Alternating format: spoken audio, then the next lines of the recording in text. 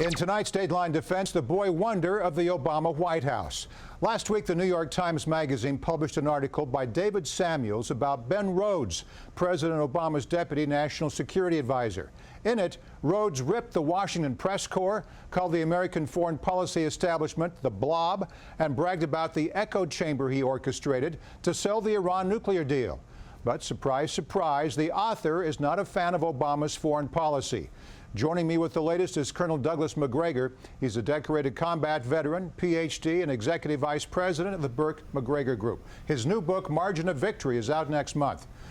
Doug, the Rhodes profile is such an inside-the-Beltway story. I don't want to spend too much time on it, but I'd like your take especially on Iran. Did Rhodes use reporters to sell a bad nuclear deal? No, I don't think he did. In fact, Ben Rhodes has privately said in other settings, the deal that has effectively dismantled the uranium stockpile and prevented Iran from crossing that threshold to being a nuclear power was a good deal. I think what we really ought to focus on, though, however, are his comments about the press corps, because I think they're closer to reality than many, many Americans realize. And some of your viewers will remember Noam Chomsky, who wrote years ago about manufactured consent. I think more of that goes on than should really in the press. You're talking about the echo chamber, that people kind of feed off each other, small group of people all disseminating the same stuff? Absolutely. All right, let's talk about another interesting bit of writing. Longtime Mideast negotiator Ambassador Dennis Ross wrote a piece for Politico. He says President Obama's reluctance to choose sides in that region is causing leaders in the Mideast to gravitate toward Russian President Vladimir Putin. Is he right? Do they prefer Putin over Obama? Actually, I don't think your professional sports observers who are accustomed to tracking teams could possibly keep track of all the various actors in places like Syria and Iraq that Mr. Ross would like us to identify as foe or friend. Now, this is ridiculous nonsense. We absolutely need to stay out of this mess. And people that we formerly treated as friends have turned out to be anything but friends. And as far as Mr. Putin is concerned, Mr. Putin has chosen a side which has given him, in contrast to us, unusual influence. So it's not surprising that people would turn to Putin because they know who he supports, and as a result, they understand his goals. So you're saying Ross is being more political, that because a lot of people complain that Obama's been weak, and therefore Putin is somebody you can depend on if you need some cover in the Middle East? You can depend on Mr. Putin to do what Mr. Putin thinks is in his interest. Okay. That's true. But, you know, as far as Mr. Obama is concerned, if nothing else, he's kept us out of this tar pit. And for that, we should be grateful. All right. Meanwhile, the German National Security Foundation reports the German army will start expanding this year to counter Russian aggression. What do we know about this, Doug? You know, this announcement is getting a lot of attention, and it's actually a very small increment, only a few thousand troops. However, I'm told that inside the German Ministry of Defense, there are plans to increase the size of the German army over the next few years by at least 57,000. Many of your viewers may not realize it, but back in the early 90s, the German army numbered about 400,000 and was, in terms of its equipment and capabilities, probably one of the best in the world. And right now, the people in Eastern Europe, particularly the Poles, Lithuanians, Latvians, and Estonians, they want a German army that can come to their aid. And people are beginning to wonder about the future of NATO.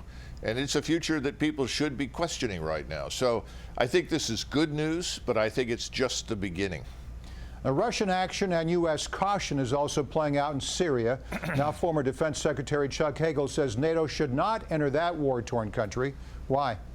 Well, I think Mr. Hagel discovered while he was Secretary of Defense that you've got 16 different groups under various umbrellas, all of whom are pursuing agendas, none of which will lead to peace and stability in that country. The sad truth of the matter is that the alternative to Mr. Assad has always been far worse than Mr. Assad. And increasingly, we're beginning to realize that Mr. Erdogan in Turkey and his friends in Saudi Arabia are absolutely hostile to the idea of any kind of secular government or society in Syria that we in the West would ever accept. So under the circumstances, I think Mr. Hagel is sending the right signal. I hope people are listening. As we continue to move around the globe, I'd like to talk, Doug, about the Philippines before we leave. That country just elected a very controversial politician, Rodrigo Duterte. What do we know about him?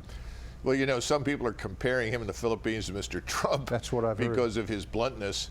A couple of things that, again, Americans need to understand. When we left the Philippines in the early 1990s, we were effectively thrown out. That's something that people seem to have forgotten.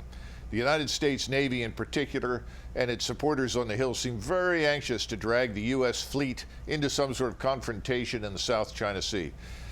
We need the Philippines ostensibly to do that as a platform for the projection of power into the region. The Filipinos aren't so sure they really want us back.